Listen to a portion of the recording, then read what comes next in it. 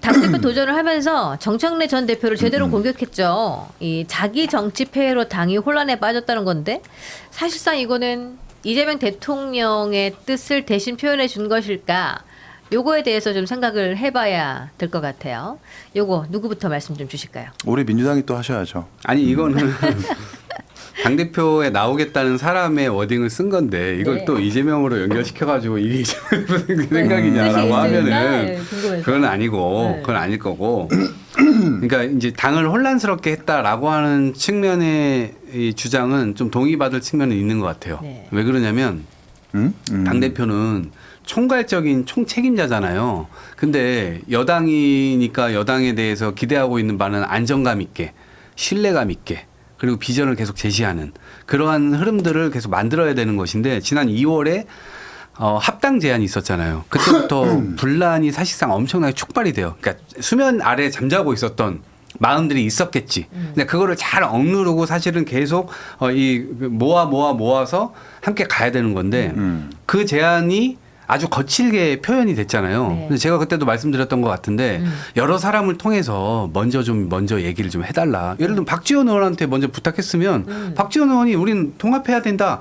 정청래 대표 뭐하냐. 통합 시도를 해달라. 막 이런 여러 사람들이 몇 사람들이 얘기했을 거 아니에요. 네. 그게 그러면은 조금 논의가 되고 사람들이 좀 마음도 좀 열리게 되고 이러는데 그 과정 없이 한 방에 그냥 합당하자고 던졌단 말이에요. 그렇게 되니까 분란의 씨앗이 만들어지게 됐고 그리고 평택 선거도 결국 그렇게 돼버렸잖아요. 지금 조국혁신당에서는 민주당을 향해서 막 유탄을 쏟고 있지만 실제로는 정청래 대표께서 그걸 공천을 한 거란 말이에요. 총책임자란 말이에요. 그러니까 그런 차원에서 약간 지금 좀 이상한 흐름으로 또 가고 있는 건데 어찌됐건 그 전체를 다 관리하고 했어야 되는데 당 지지율도 떨어져 대통령 지지율도 결국 떨어져 그리고 선거에서는 좋지 않은 결과가 나와 이러다 보니까 그게 도대체 왜 그렇게 된 거지?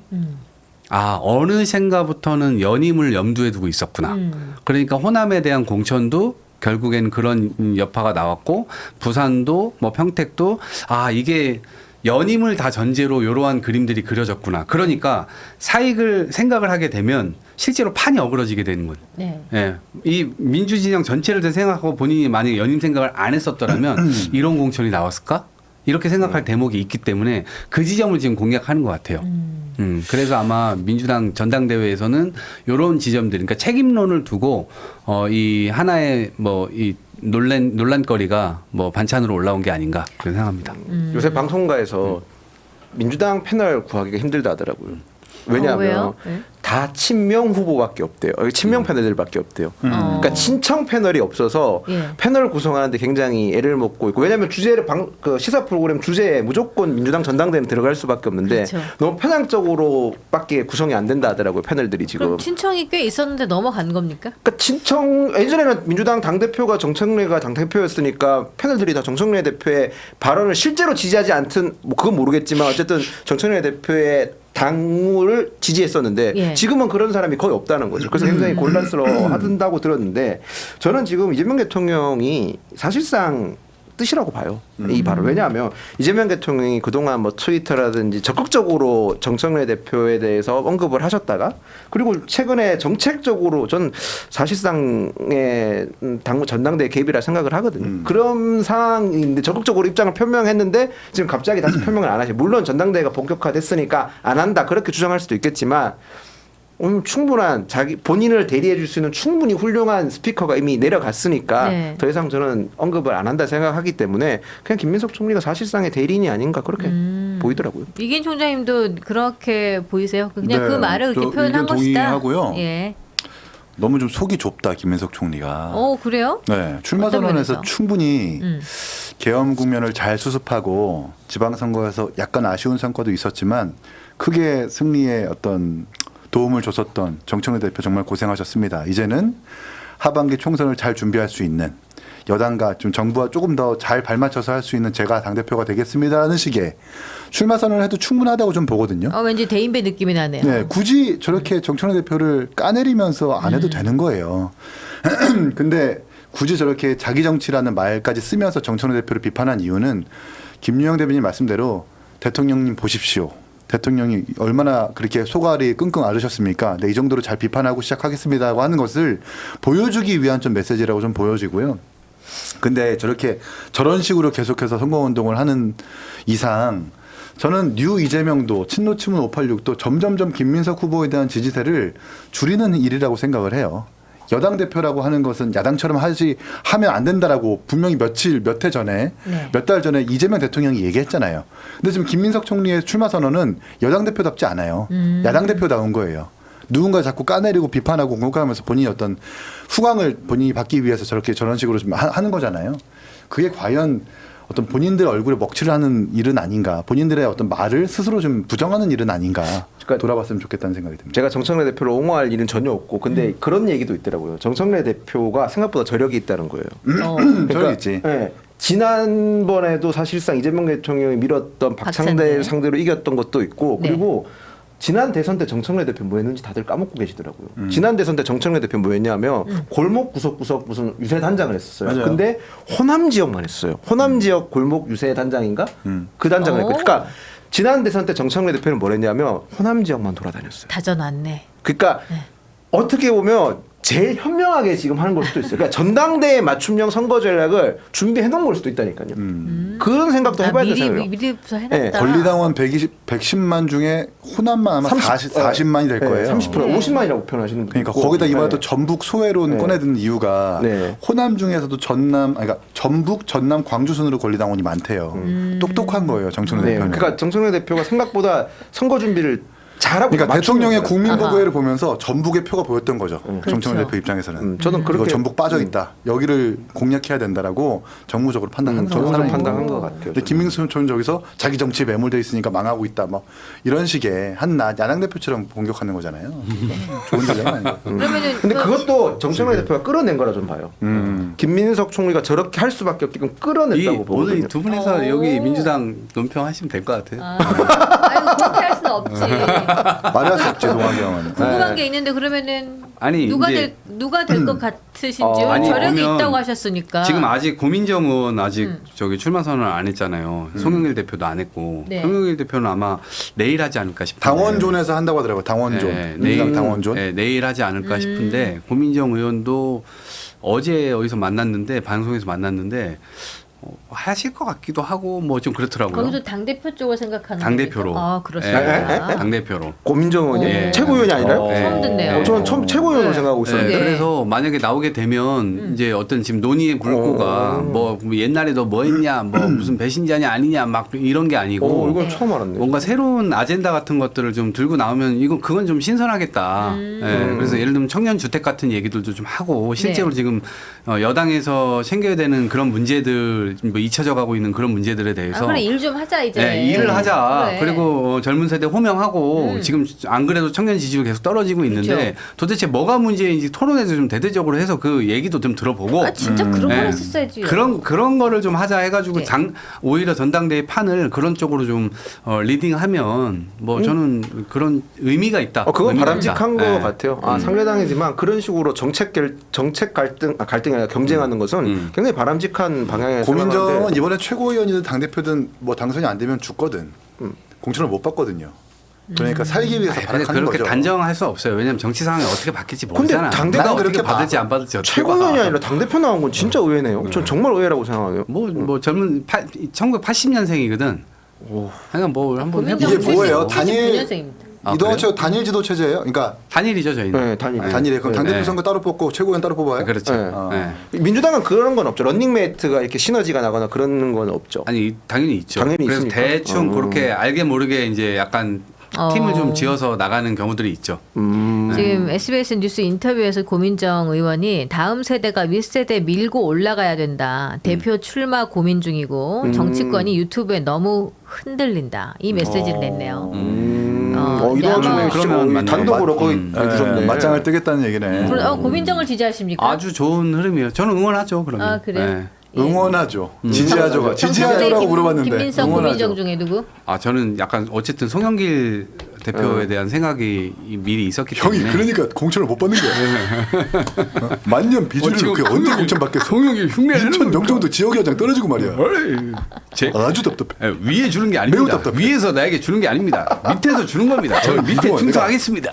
말을 듣질 않는데 내가. 아니 밑에서 해봐, 주는데 소용이 이번에 있나? 왜 지역위원장 안 된 거야? 네, 저는 아래에 충성하기로 했습니다. 네. 아래에 충성해서 김민석 당원들과 총리한테 줄 주민들의 서요. 힘으로 저는 갑니다. 그거 별 바람직한 방법 네. 아닌 것 근데 같아. 나중에 보세요. 제가 받나 못 받나. 오. 1년 반 뒤에 제가 후보가 되나 안 되나 보세요. 제가 지난번에도 말씀드렸지만 저는 공천 받는 것까지는 열심히 응원해드리겠다. 네, 공천까지는 그렇게 이동학이 공천 받는 일은 없었다. 바닷속으로. 내가 그때 김민석한테 줄 서랬지.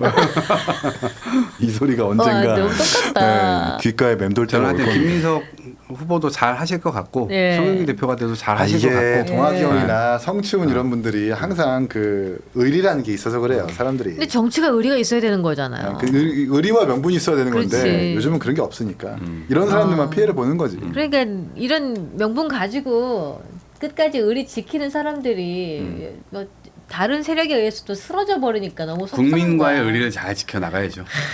이렇게 뻔한 얘기만 한다. 공천 빨리 받아. 아 왜 오늘 맛있는 거 먹고 이상한 소리를 해야 되지? 네. 김민석 총리 얘기를 좀 해보도록 하겠습니다. 김민석 전 총리가 김어준의 유튜브 프로그램에 출연을 했는데 해당 프로그램에서 김 전 총리의 모습이 담긴 계엄 당일날 국회 CCTV 모습이 담긴 영상을 공개를 했습니다. 보니까 계엄 당일 국회 표결에 불참해서 공격받던 김 전 총리를 사실상은 이제 두둔한 모양새예요. 원래 이제는 계엄 당일날 국회 표결에 불참을 했었던 걸로 알고 있었던 우리 김민석 전 총리였는데 요게 그게 아니다. 그게 아니었고 이제 뭐 약간 좀 뭐 변명을 하는 듯한 모양새를 갖춘 멘트들과 이렇게 CCTV 영상을 공개를 했습니다. 정청래 대표를 지원하던 우리 김어준 씨가 갑자기 돌변한 모습을 좀 보여줬는데 왜 그런 걸까요? 뭐 좀 나쁘게 보게 되기 때문에 저는 이제 이 바이어스가 끼어 있다는 걸 감안하고 들으세요. 네. 그냥 뭐 어떤 사업의 흐름, 비즈니스적인 어떤 시장의 흐름 파악 그런 거 아닐까 싶기도 하고요. 권력의 흐름에 따라서 이제 순리대로 가야 된다 이렇게 생각했던 게 아닌가 싶기도 하고, 아니면 2인 삼각하다 보니까 자꾸 발이 엇갈리니까 발목 자르는 거 아닌가 싶기도 하고, 뭐 이런저런 생각이 있는데 그래도 조금 공식적으로 비평을 하자면. 뭐 전당대회 후보들 불러가지고 얘기하는데 누구 편들고 이러면은 너무 비판받으니까 좀 중립을 조금이라도 취해서 진행해야겠다 이렇게 하는 거라고 선회해드리겠습니다.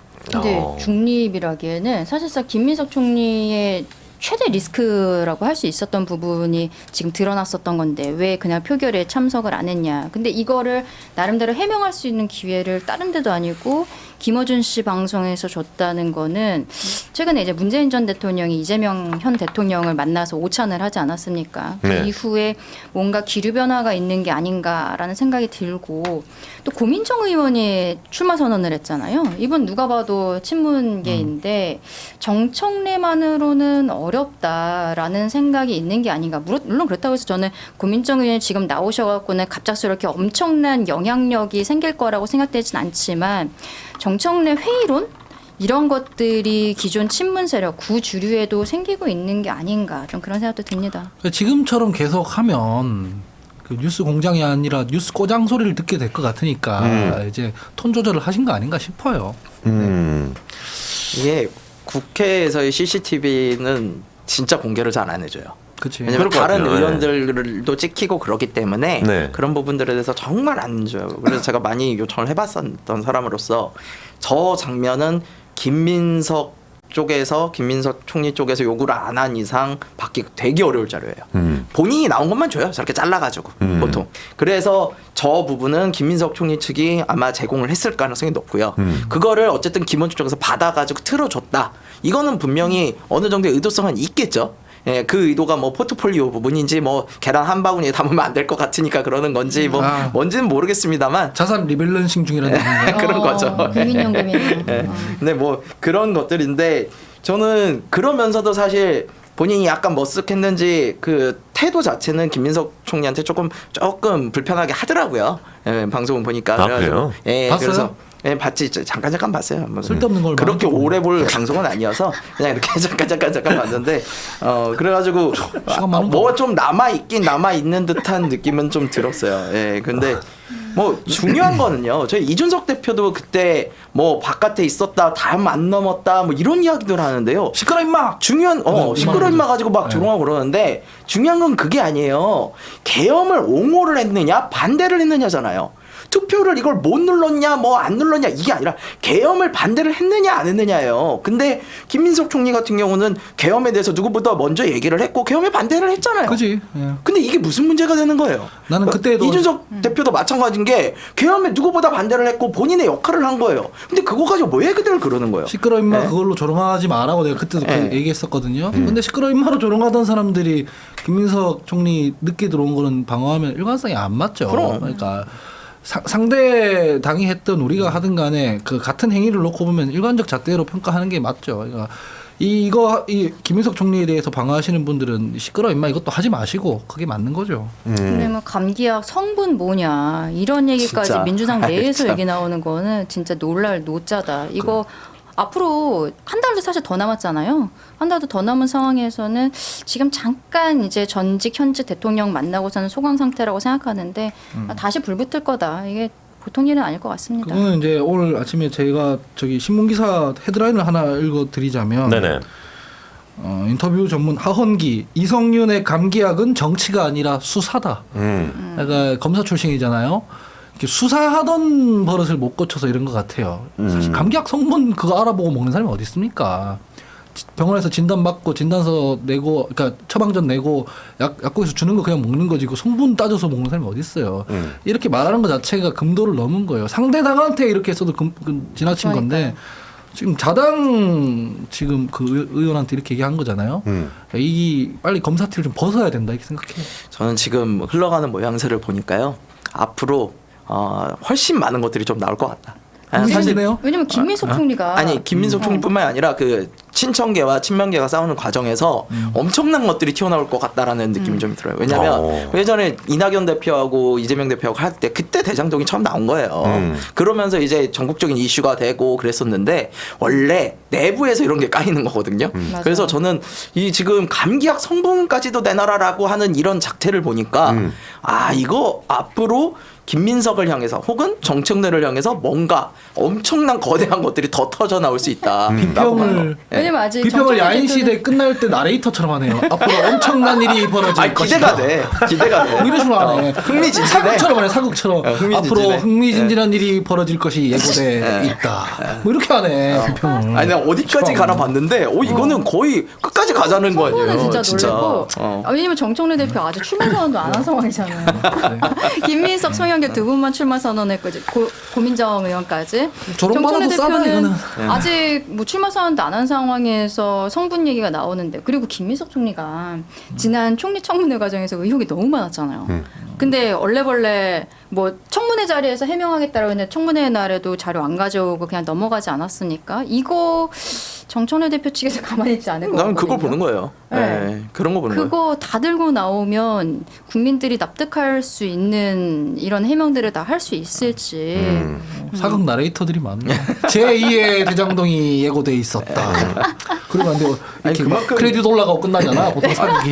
아니 지금 기승 전 아직 전도 안 왔는데 승에서 막 이렇게 막 아니, 기용을 기야, 쳐. 기. 기인가? 기. 기인데 막 이래. 왜냐면 출마 선언도 안 예고편이 했으니까. 세 지금. 그런 것들이 있는 거죠. 신났어요? 신났어? 아니 남의 당 얘기하니까 왜 이렇게 좋냐? 요즘에 근데 방송국들이요 민주당 당내 막 싸움 얘기하면 시청률이 좀 올라간대요. 그 다음 그 광고는 팝콘으로 부탁드릴게요. 팝콘 각이야. 저 두 분은 팝콘 넣고 광고해야겠네 보니까. 민주당 전당대회 재밌네 이러면서 막 그렇게만 해. 예.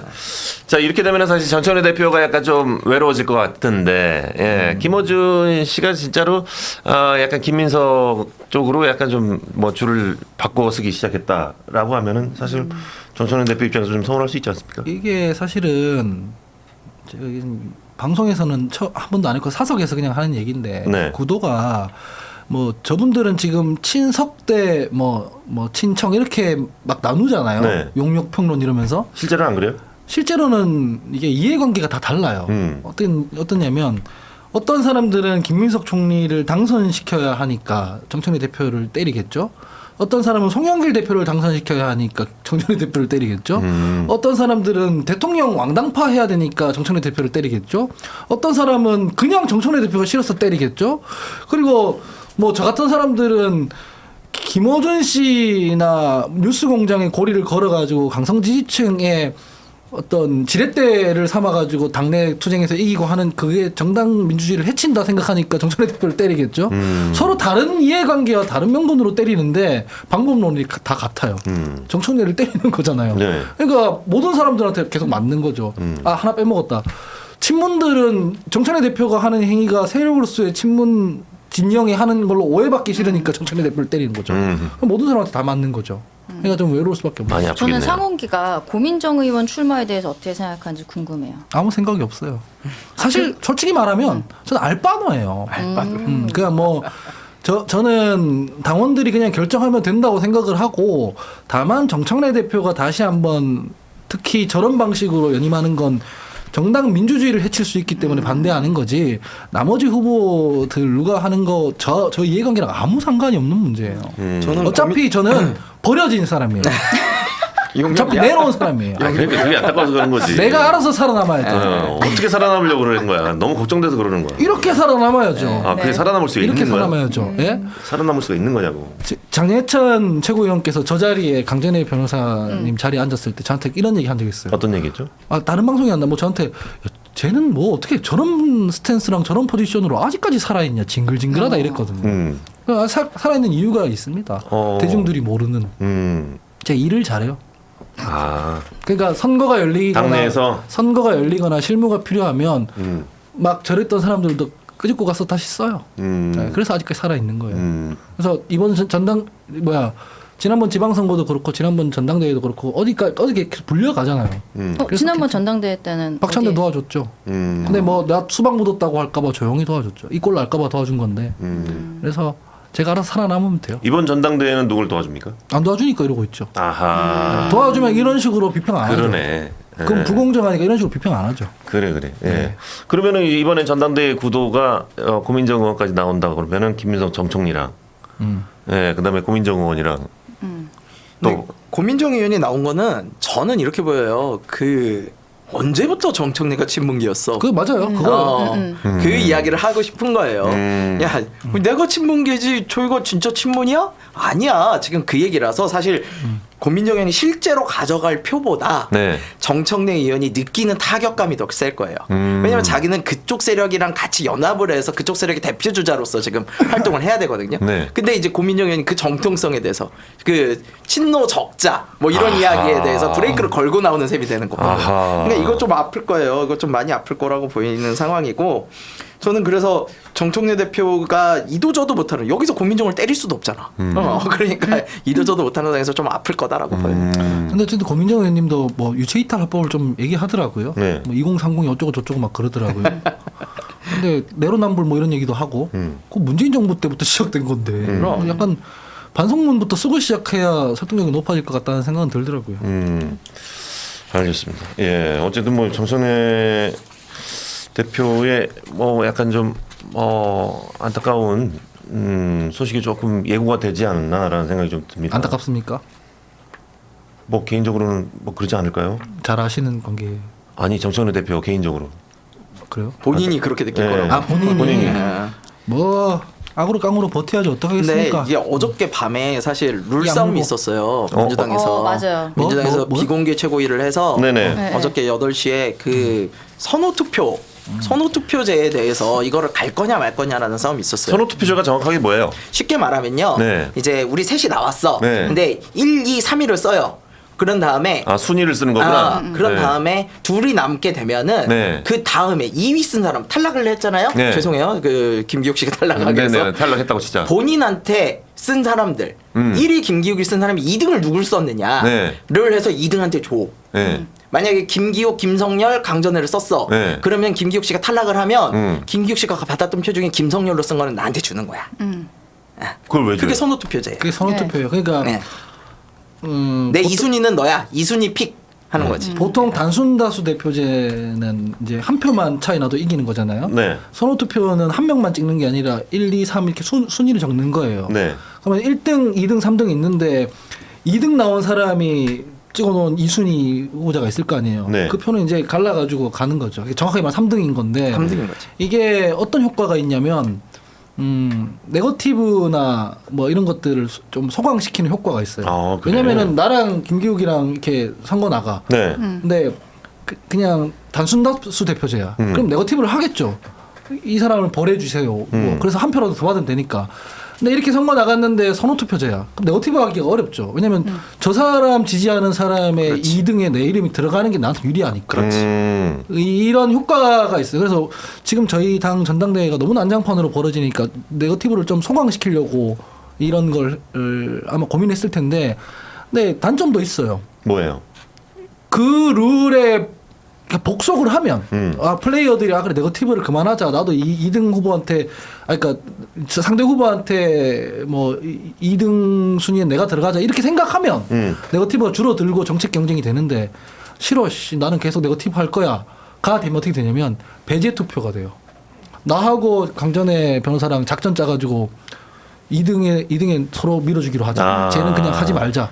이렇게 될 수가 있거든요. 그럴 경우 후보자가 난립했을 때 민의가 왜곡돼요. 그렇죠. 왜곡돼요. 순위가 없는데 2등표만 많이 받아가지고 올라가는 경우가 생기거든요. 근데 지금 더불어민주당 하는 소위 꼬락선리를 보면 그렇게 그렇게 되겠지. 할 것 같은데. 뭐 정청래에 대한 배제 투표로 갈 확률이 높아지지 않겠어요? 그러네. 그러니까 이제 친청계에서는 이제 난리를 치는 거죠. 이거 네네네. 아니라고 불리하다고. 하지만 불리한 이유에 대해 말을 못해. 제가 대신 말씀드리겠습니다.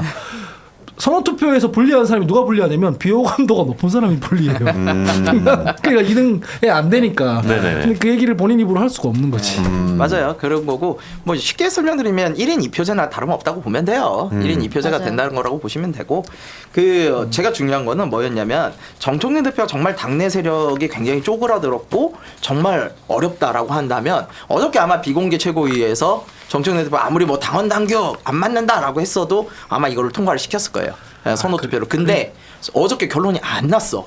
어저께 결론은 선호투표를 할 건지 말 건지도 결론이 안 났다는 건 아직까지는 그래도 최고위에서의 영향력은 좀 있는 것 같다라는 생각이 좀 드는 거죠. 그리고 그냥 하던 대로 했으면 좋겠어요. 룰 바꾼다고 한심한 캠페인이 뭐 괜찮아지겠어요. 지금 뭐 룰 때문에 생기는 게 아니라 본인들이 비전 경쟁 안 해서 생기는 문제인데 어퍼치나 매치나 그 뭐 마찬가지예요. 그냥 하던 대로 해서 시끄러운 얘기 안 나오게 했으면 좋겠습니다. 뭐 정청래 대표 고향인 충청권에서 시작하는 거 그지? 갖고서도 뭐 김민석 총리 쪽에서 문제 제기하고 이런 것들이 있다 보니까 앞으로도 절차에 대해서도 계속 문제 제기를 하지 않을까. 근데 말씀하신 것처럼 오히려 잡음이 나지 않게 하려면 원래 하던 대로 해야 되거든요.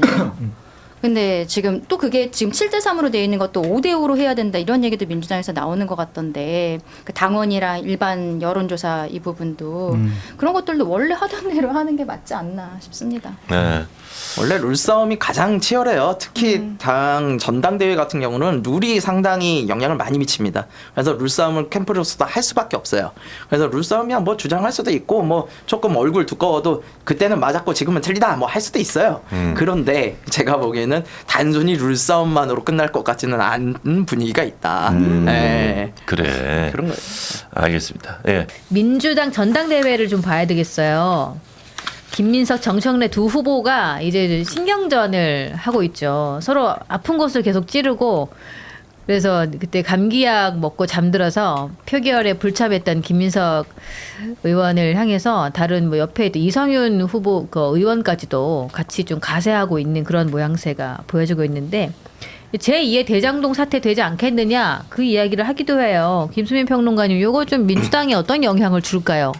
대장동 사태라고 하면 그 대장동 문제가 경선 때 불거져서 이낙연 그렇죠. 후보가 네. 이재명을 쳤던. 근데 그걸 나중에 국민의힘에서 그걸 땡겨가지고 확 퍼뜨렸잖아요. 그게 그러니까 이제 국민의힘에서 불씨를. 땡겼다기보다 이미 커져버린 문제에 국민의힘이 올라타 버렸다 이렇게 볼 수 있겠고, 그러니까 이게 당내 경선 조심해야 되는 게 다른 당에서 욕을 하면 다른 당이라서 욕하는 거야.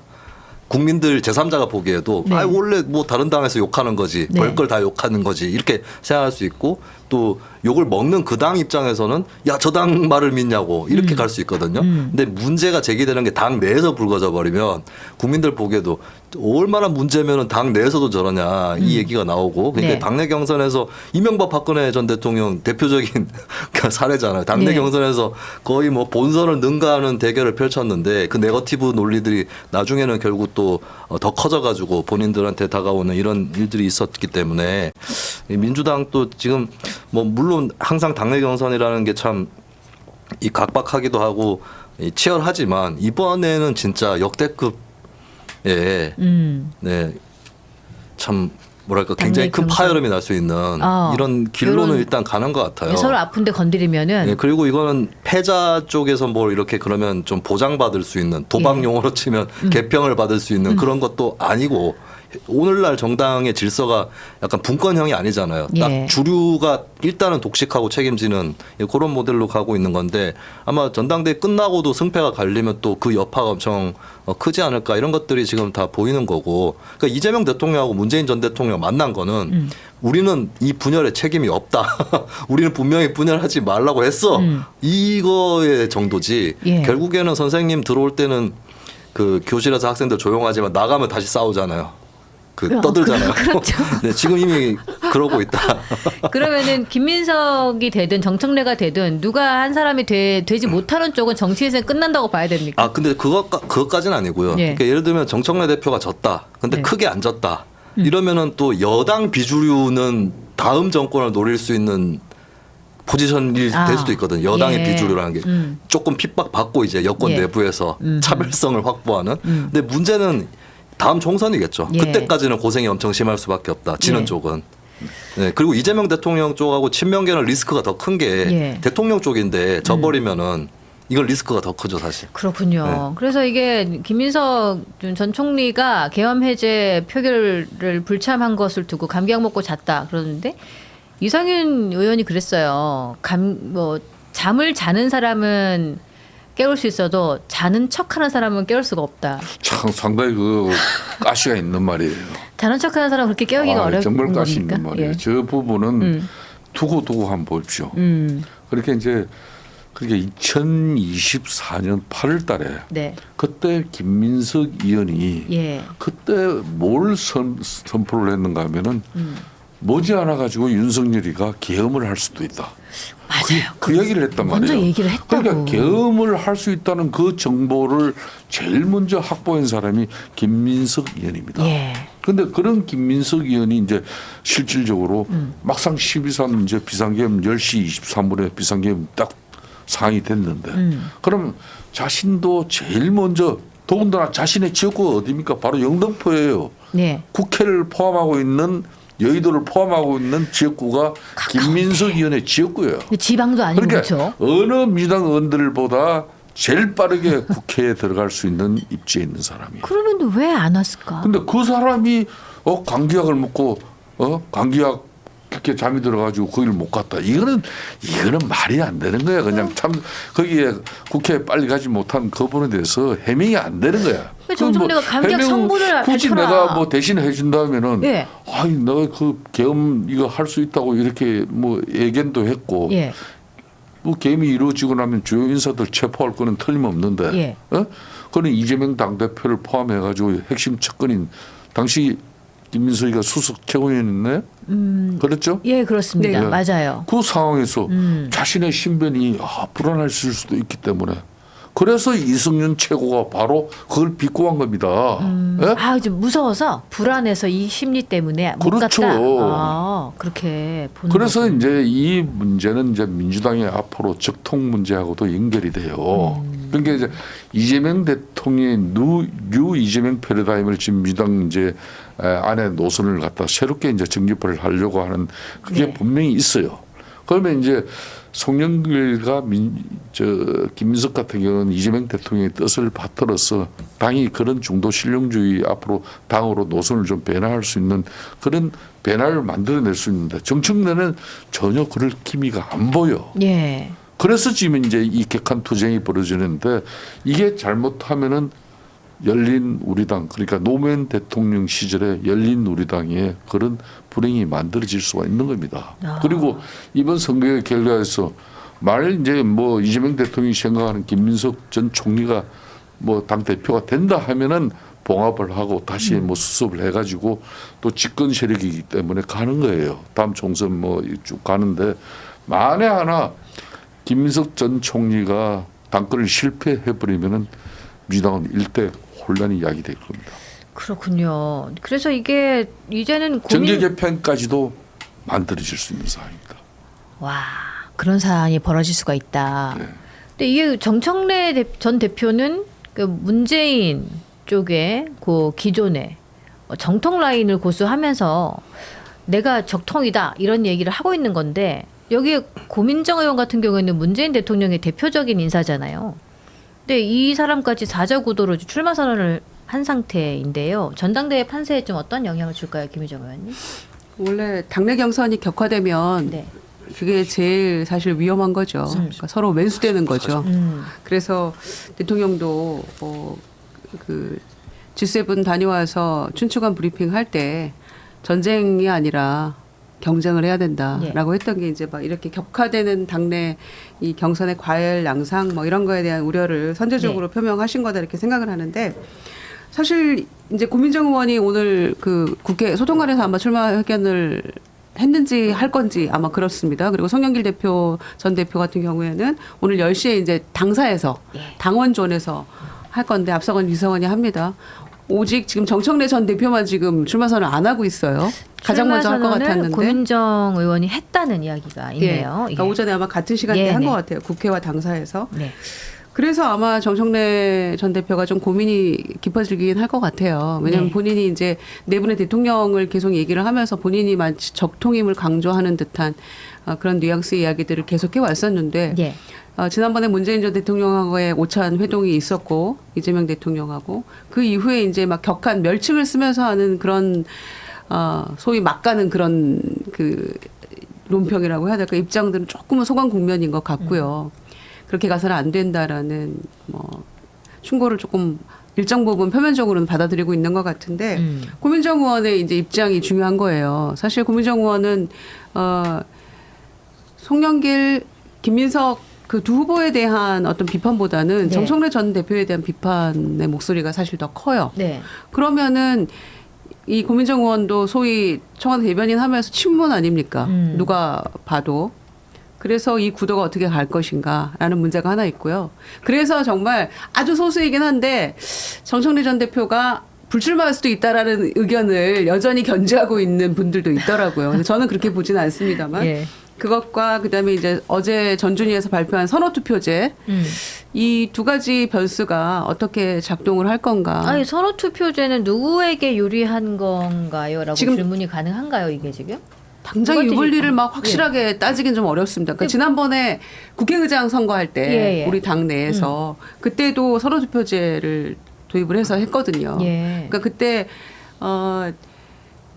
조정식, 박지원, 김태년 이 세 명의 국회의장 후보가 있었는데 선호투표제는 본인이 좋아하는 순서대로 그냥 다 적는 거예요. 1번 누구, 2번 누구, 3번 누구 이렇게. 그렇게 해서 만약에 두 명이 결선에 과반이 안 넘으면 과반이 안 넘을 경우에는 과반 넘으면 그냥 그걸로 끝나는 겁니다. 그 사람이 되는 거고 당대표 경선도 선호투표제 같은 경우에는 3등 후보의 표를 3등 후보의 경우에도 선호투표제니까 이를테면 3번이 김유정이었어요. 3등이 김유정이에요. 그럼 김유정 빼고 김유정을 찍은 표 빼고 나머지 2번, 3번 표가 있을 거 아니에요. 그러면은 이제 다른 사람 두 명의 후보 이름이 들어가 있을 거죠. 그 표를 나눠서 가져가지고 과반이 되는 사람이 당선이 되는 구조인데 그 사람들은 다시 투표하나요? 그러면 다시 투표 안 하죠. 그걸로 안 끝나는 하고. 거예요. 그러니까 장단점이 있는데 이를테면 결선 투표제를 그냥 도입을 한다고 하면 처음에 1차에서 과반이 없으면은 한 며칠 있다가 다시 이제 투표를 한 번 더 하는 거예요. 1, 2등이. 그런데 그러면은 그 사이에 이합 집산이 일어날 수 있잖아요. 이를테면 3등 후보가 나는 누구를 지지해? 나는 김유정을 지지해라고 하면 그런 조금 역동적인 어떤 결선 투표로 갈 수 있는데 그거가 아니고 처음에 그냥 아예 1, 2, 3순위를 다 나는 다 찍는 거예요. 그래서 과반이 안 되면 4명 후보 중에 꼴등은 빼고 3등 후보의 표를 두 번째 순위 표를 나눠서 가지는 그렇게 해서 과반을 만드는 그렇게 되는 거라서 시간하고 비용은 절약할 수 있지만 조금 역동성은 떨어진다고 볼 수 있고요. 네. 그래서 애초에 뭐 송영길 후보가 페이스메이커다 뭐 중간에 뭐 어떻게 밀어주고 뭐 본인이 그런 일은 이제 일어나기 어려운 거죠. 아, 네. 그렇군요. 그래서 이게 누구한테 뭐 더 유리하고 불리하다는 조금 지켜봐야 될 것 같아요. 이거 뭐 장담하기는 어려운 것 같아요. 예, 그렇습니다. 그래서 이번에 선거투표제 도입하고 뭐 청년 최고위원 제도 도입하고 이렇게 한다고 해서 조금 변화가 있는 모양인데 그러면 간략하게 좀 마지막 질문 할게요. 우리 김수민 평론가님 청년 최고위원제 도입하면 좀 청년들에게 좀 관심을 끌 수 있을까? 청년들 나와서 정치하고 이런 발언하고. 제도는 많이 있었잖아요. 청년 최고위원회, 뭐 청년 할당 공천 예. 있었지만 뭐 청년들이 그렇다고 좋아하지는 않았습니다. 그리고 예전에 그거 생각나시는지 모르겠는데 여의도 4시 뭐 3시 청년, 10시 청년 이러면서 서로 손가락질하고 그다음에 이 보통 청년 아니다 저 사람. 정치권 여의도에 10시에 나타나는 청년이 어떻게 보통 청년이냐. 그래서 막 싸웠잖아요. 그리고 청년들도 오히려 청년 정치인을 보면서 자기랑 너무 달라 보이면은 더 싫어해요.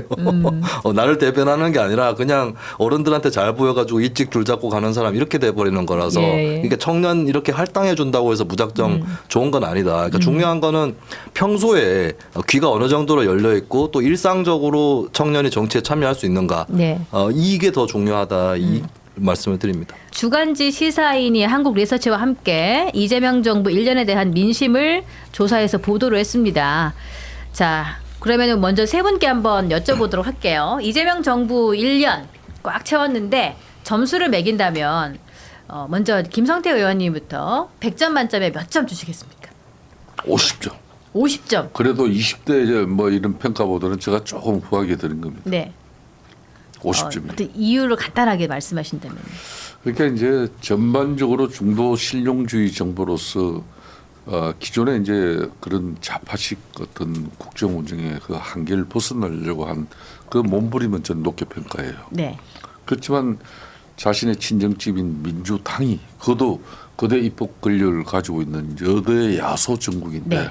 이걸 제대로 뒷받침해 주지를 못하니까 민주당 내적인 뭐 갈등과 또 이번 8.7 전당대회를 앞두고 이제 실질적인 노선 투쟁이거든요. 네. 이게 벌어지다 보니까 국민들 입장에서는 국가적으로 중도 실용주의 정부의 어떤 그런 체감을 실질적으로 느끼지 못하는 그런 부분. 그렇다.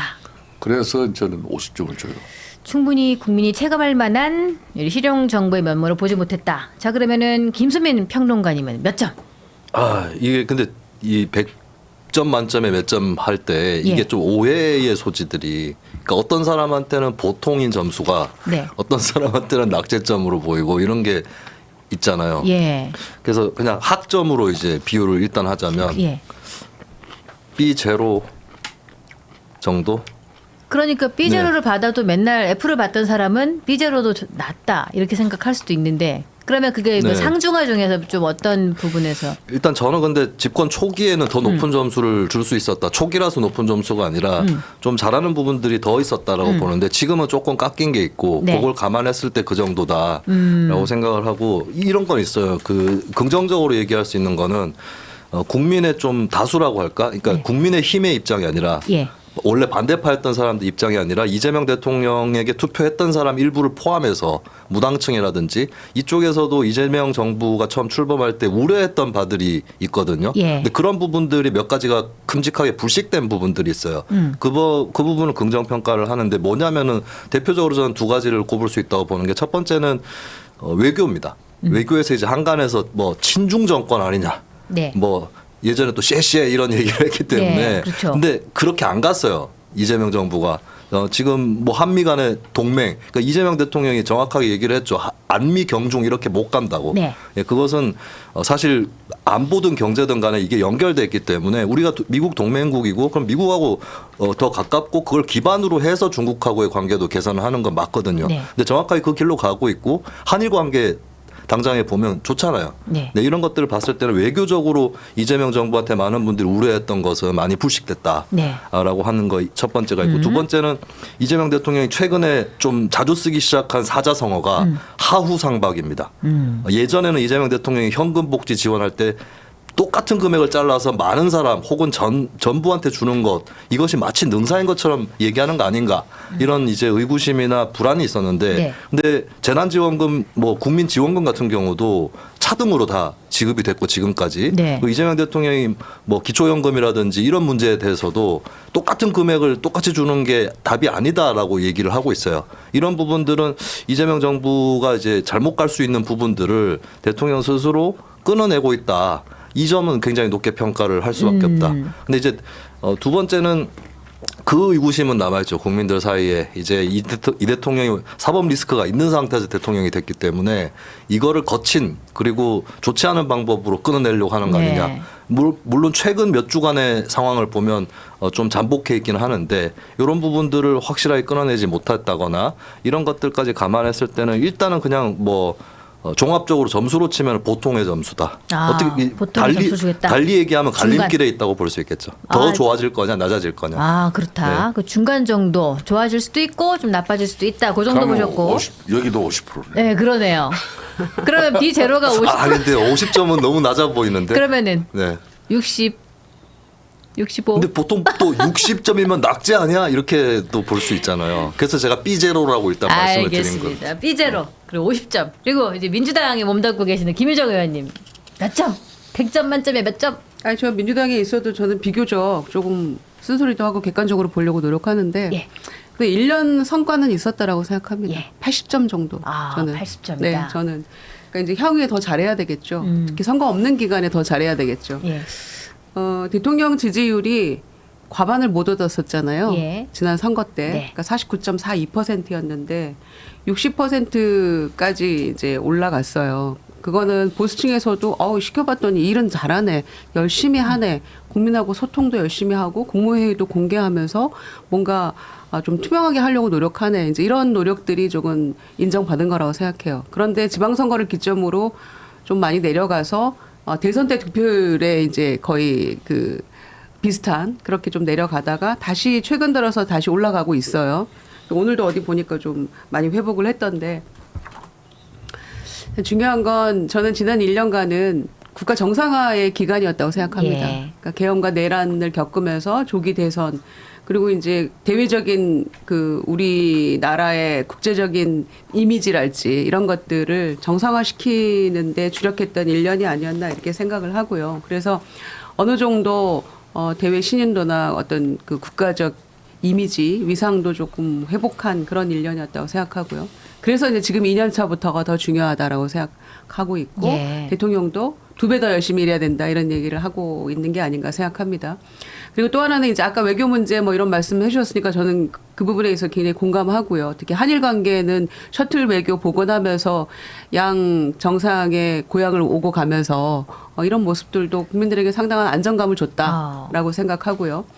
그리고 이제 소통에 있어서도 워낙 지난 정권에 꽉 막혀 있었고 도대체 들려오는 거는 경로라는 네. 두 글자밖에 없었던 그것에 비하면 상당히 대통령이 좀 중간에 뭐 너무 빈번하게 SNS를 하시는 게 아니냐 뭐 이런 비판은 할 수 있겠지만 투명하게 좀 소통하려는 그런 노력은 있었다라는 예. 측면에서는 뭐 그런 것들이 조금 좋은 평가를 받지 않았나. 그러나 여전히 남은 숙제는 역시 경제이고 예. 민생이겠죠. 이제 그런 부분들에 있어서는 아마 국민들이 아직 성에 차지 않아 하시는 것 같고 그래서 또 박한 점수들도 나오게 있는 게 아닌가 싶어서 이 여론조사가 지금 시사인에서 한 여론조사인데 네. 6월 9일에서 10일 양일간 했더라고요. 예. 그러면 6월 29일 날 소위 3대 메가 프로젝트나 이런 거 향후 먹거리 창출을 어떻게 할 것인가에 대한 국가 비전들은 이제 들어가지 않은 상태에서 1년에 대한 평가이기 때문에 지금 이후부터 이제 그 어떻게 하느냐에 저는 나머지 지지율이나 평가가 달려 있는 게 아닌가 생각합니다. 그래서 예. 지난 1년은 회복의 시간이었다. 그래서 소통에 주력했다. 예. 그것만으로도 조금 열심히 잘했던 게 아닌가 뭐 이런 생각입니다. 예, 그래서 김인종 의원님은 80점을 주셨어요. 국가 정상화의 기간으로 보고 앞으로 더 잘할 수 있을 것이다라는 이야기를 해주시고 계시는데, 자 그러면 우리 그래프 하나 좀 볼까요? 이재명 대통령 국정운영 평가 연령대별 요 분포를 한번 보도록 하겠습니다. 지금 20대 남성 지지율이 좀 매우 낮은 것으로 확인이 돼요. 이 부분에 대해서 김수민 평론가님 좀 전반적으로 한번 봐주시겠습니까? 네. 이 20대 남성 지지율이 좀 떨어진 데 대해서 말씀 좀 해주신다면. 일단은 20대, 30대 뭐 남성 여성을 막론하고 특징부터 짚어야 되겠는데 네. 이쪽은 정당에 대한 충성적인 지지층이 별로 없습니다. 예. 선거 때는 누구를 찍는다고 해도 사실은 다 마음에 안 든다 쪽에 가깝고 더 깐깐해요.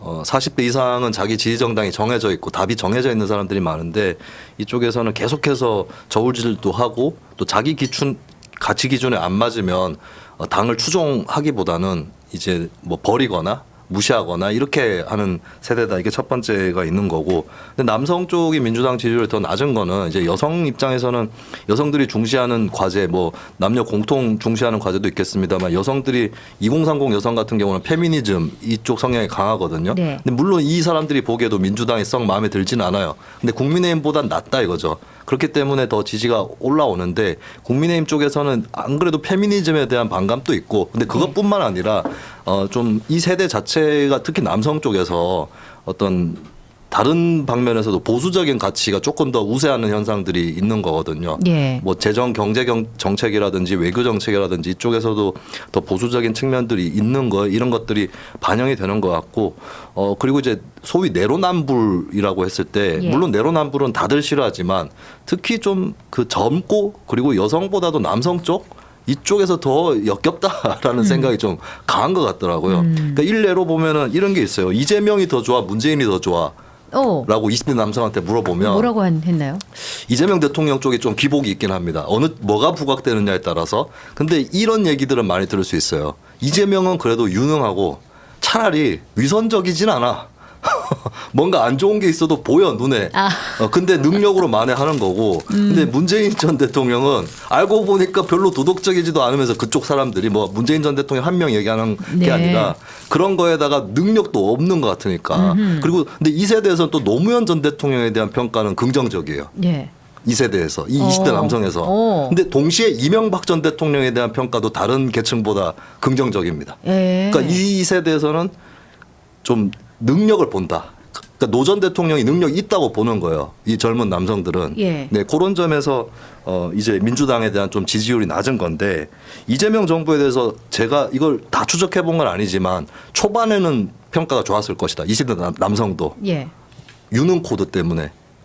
근데 지금 조금 이제 슬슬 이제 도덕적 문제라든지 내로남불 네. 이런 게 부각이 되면은 앞으로 하강할 수가 있겠죠. 그렇군요. 그래서 이게 지금 이슈별로 이재명 정부 정책을 좀 파헤쳐 봤는데 이슈별로 분석을 한번 해봤어요. 잘했다 응답을 한번 체크해 봤더니 이게 조국 전 대표 사면 여기서 부정적인 정황이 좀 포착이 되었습니다.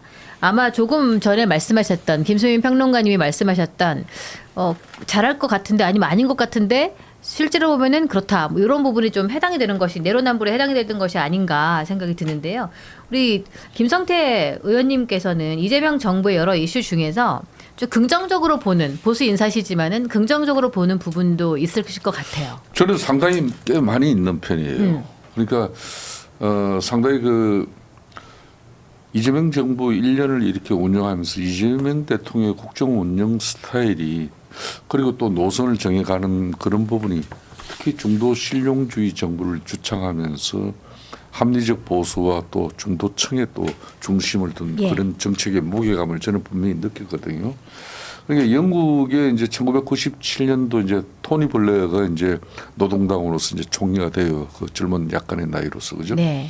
근데 이 양반이 이제 영국 같은 경우는 기존의 정치가 이제 세금을 많이 걷어가지고 복지를 늘리자는 그런 전통 좌파. 그러니까 노동당의 어떤 기본 노선이죠. 또 한편으로는 이제 또 시장 규제를 풀고 또 복지를 줄이자. 그러니까 우파적 어떤 시각. 이건 뭐 앞에 대처리즘까지 다 포함이 되고 있습니다만. 그건 토니 블레어 총리가 그때 당시 주장한 게 제3의 길이거든요. 예. 얼마 전에 이제 민주당적이 옥샤베인가 뭐 거기에서 이제 강훈식 비서실장이 그 이야기를 꺼집어낸 건데 이거는 시장의 효율성은 인정하되 공공 서비스를 혁신해 가지고 결국은 사회 통합을 이루자. 이게 이제 토니 블레어 주장한 내용하고 이재명 대통령이 지금 국정운영 1년이 일맥상통하는 거예요. 제가 볼 때는.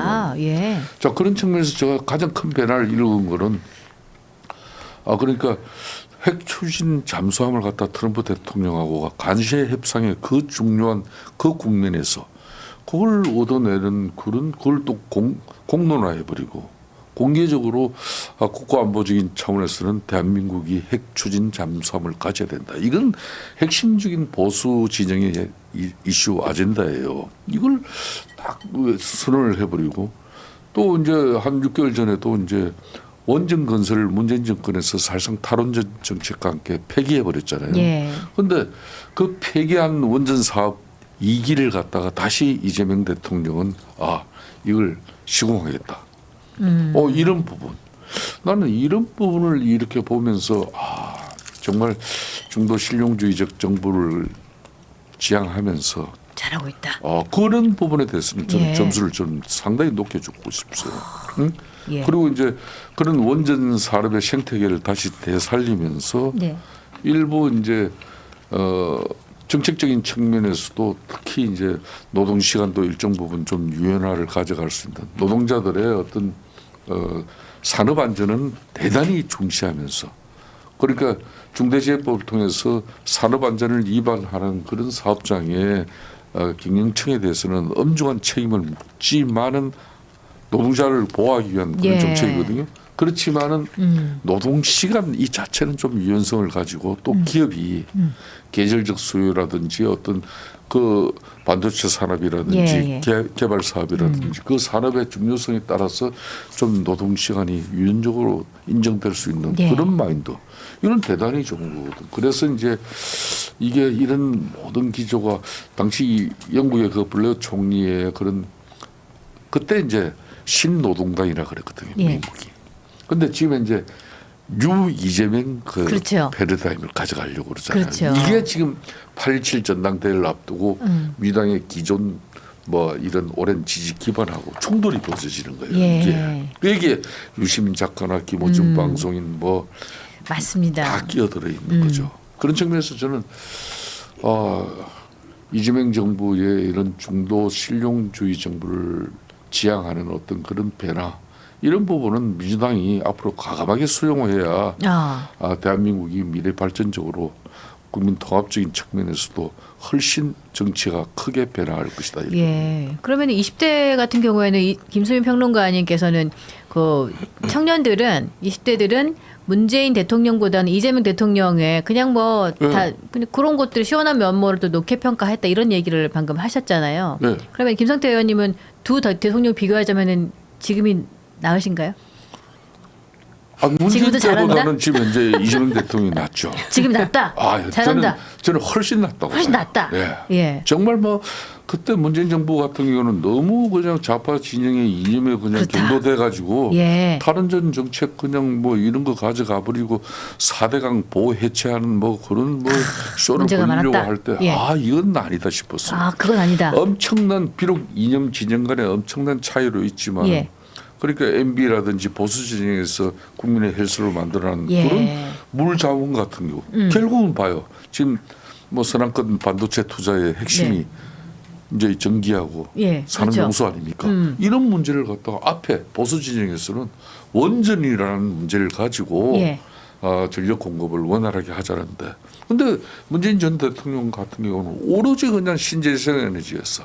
융통성이 없다. 그러니까 신재생 에너지 가지고는 앞으로 대한민국 산업 변화에 능동적인 대처 정책이 아니라는 거예요. 그렇네. 그러면 지금 일단은 젊은 층과 김성태 이제 보수 진영에 계신 우리 의원님까지도 이런 얘기를 하셨어요. 그러면은 김인정 의원님께 여쭤보고 싶은 거는 이재명 정부 이건 좀 못했다. 좀 까야 되죠. 여기는 객관적으로 민주당이 내가 있자면 이건 조금 잘했으면 좋겠다. 요거 좀 짧게 말씀해 주시면. 글쎄 이제 이 여론조사와 관련해 가지고 2,000명이 응답을 한 거더라고요. 그러니까 조사는 다 2만 명에게 뿌렸는데 끝까지 답변한 2,000명 대상으로 한 거니까 샘플이 통상의 여론조사 샘플은 1,000샘플 조금 넘으니까 예. 상당히 좀 많은 편이죠. 그래서 보면 연령별로 또는 이슈별로 이제 분석을 조금 좀 정치하게 잘 했더라고요. 네. 근데 중요한 건 보니까 연령은 20대하고 70대 남성이 부정평가가 긍정평가보다 높아요. 예. 그리고 이제 40, 50대가 주된 지지 세력이고 이재명 정부에 이렇게 분석이 됐던데 그러면 20대 남성과 70대 이상 남성이 왜 부정평가가 더 높은가에 대한 분석이 필요하겠죠. 그래서 특히 20대, 20, 30대 이 청년들, 특히 이제 남성 유권자의 경우에 과거에는 민주당 지지가 그냥 늘 항상 당연한 것처럼 여겨질 정도로 늘 많은 지지를, 전폭적인 지지를 보내왔었는데 왜 돌아섰을까에 대한 분석이 필요하겠죠. 예. 그래서 여기 보면 이슈별로 잘했다라고 응답한 게 처음에 1등은 국무회의나 뭐 국정 운영에 관련해서 투명하게 오픈한 것. 그래서 국무회의가 저렇게 돌아가는구나. 어떤 이슈를 가지고 어느 장관이 잘하네. 어느 기관장이 잘하네. 이런 것들을 국민들이 다 볼 수 있게 됐다는 거에 대해서 상당히 긍정평가가 제일 높은 것 같고 예. 맨 마지막에 잘했다는 응답 중에 제일 낮은 지지가 조국혁신당 조국 대표 사면이에요. 그러네요. 이게 저는 청년층에게 전혀 좋은 평가가 될 수 없었다라는 예. 것 중에 하나라고 생각해요. 그러니까 이게 작년 8월 15일이었거든요. 그럼 조금 성급한 사면이 아니었나 뭐 이런 비판도 나올 수 있는 것이고 뭐 여러 가지 고민이 있었겠죠. 대통령에게도. 그런데 이를테면 조국혁신당의 지금 그 청년층의 지지율은 거의 0%에 수렴합니다. 그 정도로 내로남불, 그다음에 이 도덕적인 문제 이런 것들에 대해서 조국혁신당에는 청년층이 전혀 지지를 안 보내고 있다라는 거거든요. 그런데 이제 그걸 놓고 봤을 때 조국 대표 사면에 대한 이슈는 당연히 청년들에게는 뭐 좋게 보일 리가 만무하잖아요. 예. 그런 것. 그다음에 최근에 코스피 9,000 뭐 요즘에 조금 낙폭이 조금 많이 있습니다만은 요즘 좀 떨어지긴 떨어졌다 했죠. 올라갔죠. 좀 예, 걱정하시는 분들도 좀 계시는 것 같고. 편차가 크긴 한데 그런데도 이게 뭐 실질적인 이득이 됐다는 답이 그렇지 않다보다 조금 적은 상황이기는 해요. 그러니까 예. 이 코스피 9,000 시대인데 상대적 박탈감은 청년들이 훨씬 심한 거예요. 돈이 있는 사람은 돈을 네. 벌었겠지만 뭐 네, 이런. 그래서 뭐 B2도 하고 예. 여러 가지 해봅니다만 그래도 이제 그 답변자들 보니까 그냥 그건 남 얘기이고 9,000으로 인해서 실질적으로 이게 나에게 이득이 되는가에 답변한 사람들은 상당히 소수에 불과하잖아요. 예. 그러니까 그런 것들. 그러니까 뭔가 지난 정권의 어떤 부족한 점 또 그 황당함을 극복하고 뭔가 열심히 일하고 돌아가는 거는 같은데 예. 청년들이 생각하기에는 내 삶에 그렇게 큰 변화가 있는 것인가. 그리고 과거에는 지지를 보냈던 민주당이지만 어쩐지 꼰대 같고 막 그런 생각들도 하는 것 같고 그다음에 그 방향이 맞는 것인가. 실제로 내 삶 일자리 문제도 그렇고 경제적인 것도 그렇고 당장 먹고 사는 문제랄지 이런 것들에 비추어 봤을 때 크게 달라지는 게 없다라는 그런 상대적인 박탈감, 어려움 이런 것들이 그렇다. 그 청년들에게 특히 더 실감하는 부분인 것 같아요. 그래서 민주당에서도 이번 전당대회 앞두고도 지금 당권 주자들이 뭐 앞서거니 뒤서거니 출마 선언하고 있는데 특히 2030 청년 세대와 예.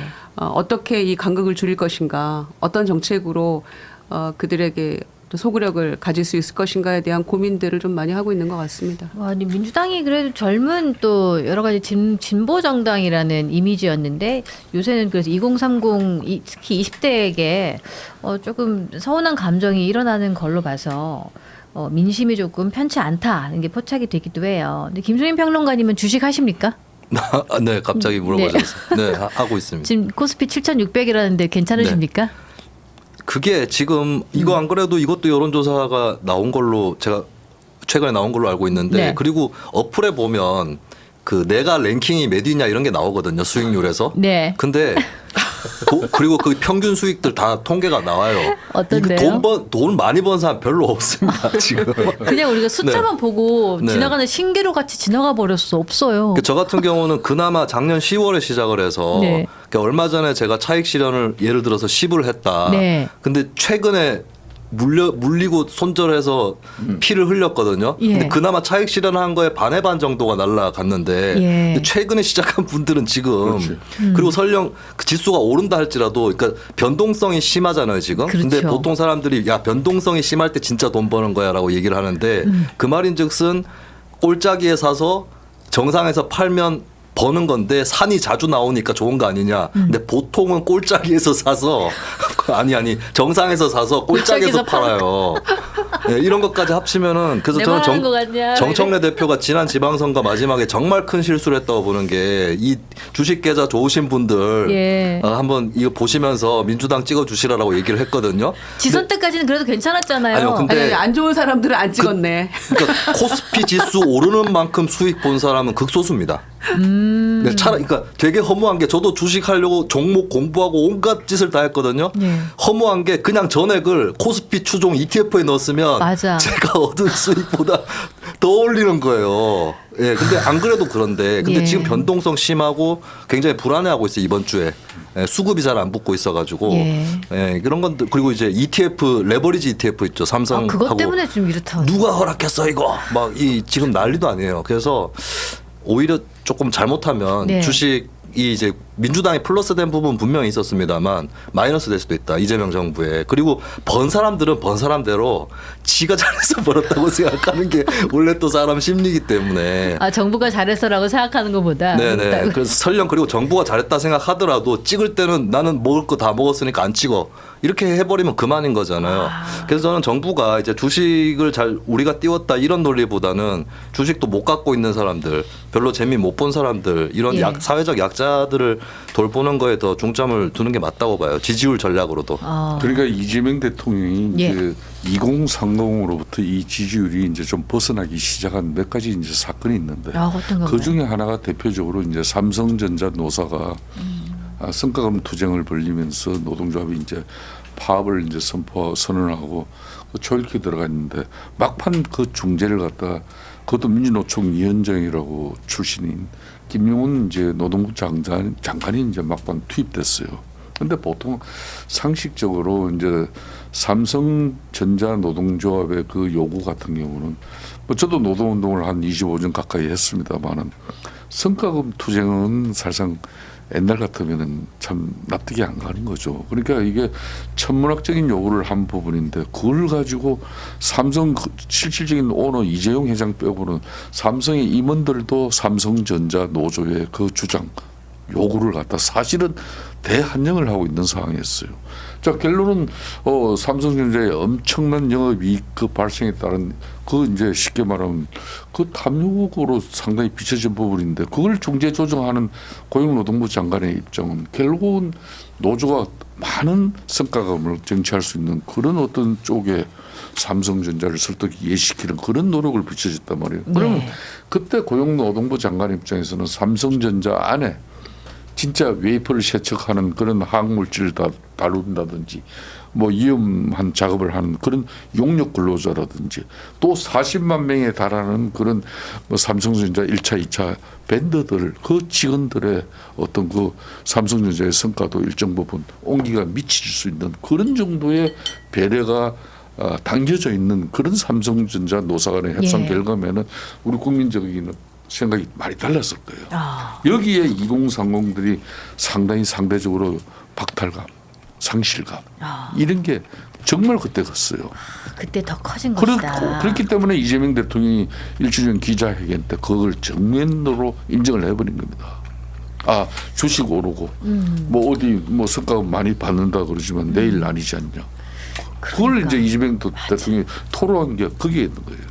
그러니까 뭐 좀 그래도 자금이 있는 사람이 주식을 샀을 것이고 그리고 삼성전자의 직원으로 있었던 사람이 또 성과급을 받았을 것이고 이런 거니까 거기 속하지 못했던 사람의 박탈감을 말씀해 주신 것 같은데 그러면은 이게 그 코어 지지층 이탈이라 그러잖아요. 그러면은 이재명 정부의 통합 행보, 이 코어 지지층의 이탈 이런 거가 조금 어떤 관계가 있는지 어떤 게 더 중요한 거예요? 외연확장 차원에서 좀 여러 가지 사람 그 부류의 사람들 다른 당을 뭐 다른 이념을 가진 사람도 좀 포용해야 된다 이렇게 좀 확장하는 거 하고 코어를 조금 더 강화하는 거 하고 이게 지금 두 가지 중에 조금 더 필요한 거 좀 간략하게 우리 김유정 의원님 말씀해 주신다면요. 아니 김어준 씨나 유시민 작가가 코어 지지층이 이탈이라고 주장을 합니다. 저는 그 의견 동의가 안 되기 때문에 네. 왜냐하면 최근에 지지율도 그렇고 또 코어 지지층이 이탈했으면 이 정도 지지율이 안 나오는 거죠. 저는 보수층과 중도층의 이탈이라고 생각합니다. 그러니까 잘하다 보자라고 코어층이 팔짱 끼고 보고 있다라고 얘기를 하던데 저는 지금 팔짱 끼고 처음과 좀 다르네? 향후 2년차, 3년차는 어떻게 되는 거지? 라고 팔짱 끼고 보시는 분들이 지지했던 보수층 그다음에 중도층이라고 저는 생각해요. 그래서 코어층 이탈이라는 그 주장에 저는 일단 동의할 수 없기 때문에 굳이 뭐 이 부분은 얘기할 필요 없을 것 같고요. 두 번째는 지금 애초에 견지했던 그 중도 실용과 포용 확장하겠다라는 것. 그래서 구조적 다수라고 표현했던 그 부분에 대해서 저는 그 주력하는 게 맞다고 생각합니다.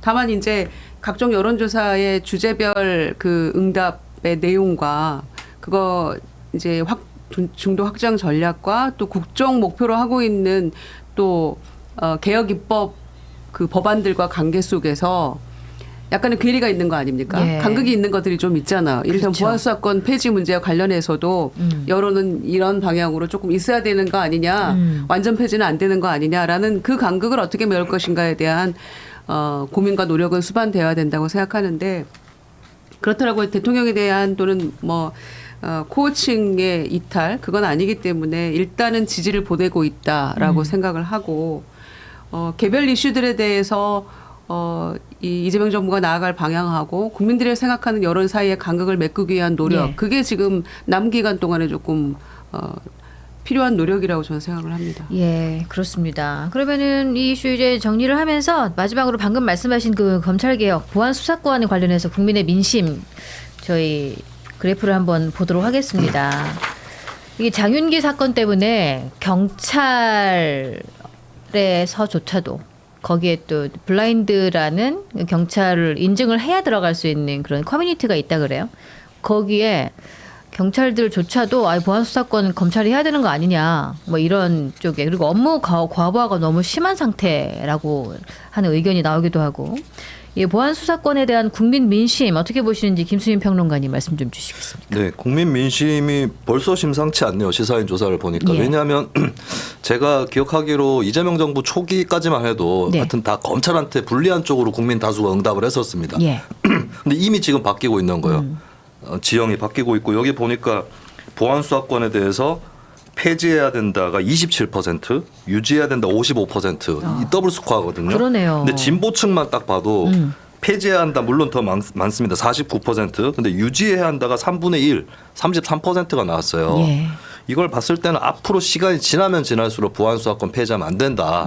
이 의견이 더 커질 것이라고 보고 그러니까 이재명 대통령이 이런 얘기를 곧잘 하는 게 경찰은 믿을 수 있나. 경찰 권력으로 집중되는 것도 문제라고 이재명 대통령이 얘기를 했어요. 근데 그게 국민 평균적인 생각입니다. 저는 물론 많은 국민들도 그렇고 경찰이 예전보다 청렴하고 앞으로 청렴해질 거라고 믿어요. 수사 역량도 더 나아질 거라고 믿습니다. 예. 근데 완전하진 않은 거거든요. 그리고 제 식구 감싸기라는 건 어느 기관에도 있는 것이고 그런 상황에서 검찰에서 이걸 봐주지 않았을 때 이게 과연 위험하지 않은 것이냐. 실제로 또 수사 역량이 아무래도 검찰 쪽이 더 좋을 수밖에 없어요. 경험이 있기 때문에 예. 또 법률가들이고 네. 이런 거기 때문에 이걸 좀 보안 수사라든지 이런 걸로 좀 봐줘야 된다.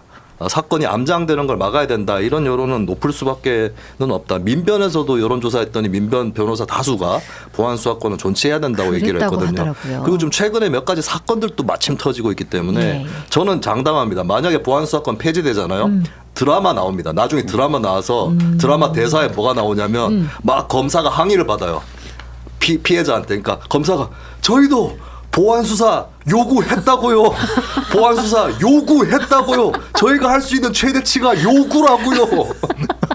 이 대사 나와요. 그러니까 이게 정치인들도 조심하셔야 되는 게 한때 국민들이 검찰한테 너무 열받은 게 많으면 뭐든지 다 없애버리라고 하지만 막상 그때가 오면 실제로 없애버렸을 때 그때는 국민 여론 또 달라진다는 거거든요. 네. 이런 것들을 좀 주의해서 제도를 짜야 됩니다. 제가 김평론가님 말씀에 한 말씀 더 예, 붙이면은 해주십시오. 제가 오늘 이 이제 방송 들어오기 전에 이제 그때 속보로 나온 게 이제 그 강주 여고생 살인 예, 사건에 맞습니다. 그 이제 피고 이제 피자 이제 장윤기 그렇죠. 그 핵심 증거물이 케이블 타이예요. 이 케이블 타이가 다른 데서 발견된 게 아니고 장윤기 아버지 집에서 이게 발견된 거예요. 그러니까 이제 그 여고생을 살해하고 난 뒤에 그 핵심 증거물을 은폐하고 없애려고 그 아버지까지 경찰하고 있는 아버지까지 또 경찰 동료들과 다시 공모해가지고 수십 차례 통화를 했다 그러더라고요. 증거를 갖다가 예. 은폐하고 예. 또 시간을 벌어주고 또 수사 기밀을 또 알려주고 이런 거 아니겠습니까? 그런 경찰을 갖다 검경 수사권 조정을 통해서 경찰에게만 수사권을 일림했는데 원래 검찰의 순수한 기능은 경찰의 수사에 대한 견제 기능이거든요. 이게 인권이 침해당하지 않는지 안 그러면 억울한 사람이 생기지 않는지 이 수사 과정에서 그걸 마지막으로 챙겨보는 게 이제 검찰이었는데 그동안 정치 검찰이 너무 권력에 그냥 입맛에 맞추고 또 자신들의 그냥 무소불위의 권력을 유지하기 위해서 국민들을 엄청나게 실망시키고 좌절시킨 저도 검찰 개혁에 아주 보수 진영에서는 제일 강력한 주자였어요. 예. 그렇지만은 저는 이재명 대통령을 일부 이해한 부분은 이제 10월달 되면 작년 9월 25일 검찰 해체 쇼를 갖다가 정청래 당 대표가 정부 조직법 개정안을 갖다 추석머리 밥상 위에 올립니다. 그랬잖아요, 그죠? 그래서 그때 무리하게 그것도 했어요. 근데 이재명 대통령도 국정을 1년 이렇게 끌고 가보니까 앞으로 이게 검찰 조직이 이제 공소청으로 이제 공소 유지 기소 권한만 가지고 오는 건데 그걸로 가지고 행사사법체계 이 엄청난 혼란을 갖다가 우리가 피해갈 수 있을 건지 대통령도 장담하지 못하는 겁니다. 그러니까 최소한의 정말 보안수사권 그것만 좀 검토해달라는데 그걸 매번 걷어찬 사람이 정청래 당대표예요. 오늘날 사실상 지난 1년 동안 이재명 대통령과 정청래 다 집권당이 불편한 사유 중에 가장 핵심 내용이 그거예요. 그럼 앞으로도 그럼 자 반도체 이 호황에 따라서 지금 이제 선언권의 반도체 투자를 엄청나게 SK나 삼성 하게 했는데 맞습니다. 신속하게 특별법을 가지고 이제 전력이나 용수 공급을 위한 여러 가지 조치를 할 건데 그럼 기존 민주당의 정책적 이슈 그런 어떤 틀에서 이걸 벗어나줘야 돼. 아까 얘기했잖아요. 제가. 탈원전 정책 그것도 벗어나줘야 되고 4대강 보호 해체 어떤 그런 입장도 이제 던져줘야 되고 그리고 근로시간 유연화 부분도 주 52시간 이것도 탄력시간 이제 좀 변경 적용해가지고 이런 반도체 기업들이 좀 숨통을 틔워줘야 돼. 그러려면 자기 친정집에 민주당이 더 큰 변화가 있었는데 정청래는 그 변화를 전혀 생각을 하지 않는 거야. 선명한 계획 정당으로서의 입장만 유지해야 되는데 이건 집권당의 면모가 아니라는 거지. 아하, 그렇구나. 그래서 이재명 대통령이 정청래하고는 앞으로 당청 관계가 어렵다. 그 대타로 지금 김민석이가 나선 게 이게 다예요. 예. 그러네요. 그래서 뭐 이재명 정부 잠재 리스크 1, 2위를 다투는 부분에 보면은 뭐 대장동 대북 송금 사건 그리고 소위 친청계 등 민주당 내 다른 계파와의 갈등 이런 얘기가 좀 부각이 되기도 하는데 이런 부분에서 좀 이재명 정부가 객관적일 수 있어야 된다는 말씀을 한번 정리를 해보면서 무더위를 날릴 만한 그런 이야기 많은 논평들 아주 고품격 퀄리티 있는 이야기 감사합니다. 다음 주에 또 뵙도록 하겠습니다. 오늘 너무 고맙습니다. 네, 감사합니다. 여러분 저희 내일 뵐게요.